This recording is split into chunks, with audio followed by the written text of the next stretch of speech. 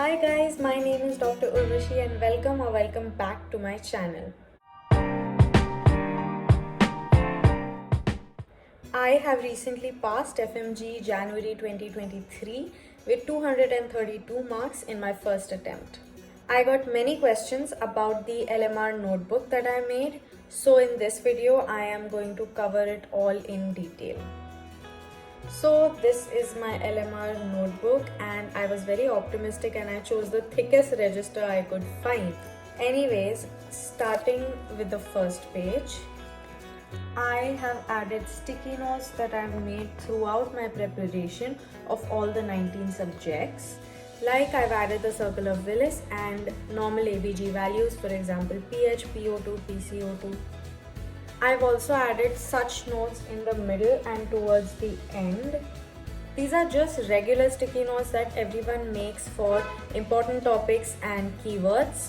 And instead of sticking them on my wall, I've stuck them here in my LMR. Then after this, we come to the previous year question papers that I've solved. Like here, I've attempted June 2022 question paper, and then went on to make notes about it. Like for the first question, I have written it was about syndesmosis, which is a fibrous joint between the radius and ulna, so the middle radio-ulnar joint, and it is also known as interosseous membrane. I've also drawn tables and diagrams. I've added information from question number 1 to 300, and I've taken 12 pages to complete June 2022 question paper. I've done this starting from June 2022 question paper all the way back to December 2020, so that's a total of 4 papers. I felt that 2019 question papers had a different pattern, so I've definitely attempted them but not added in my LMR. I've only taken these many pages to complete my LMR notebook, very short and very precise. This was all about how to make an LMR. Now coming to how to study from the LMR.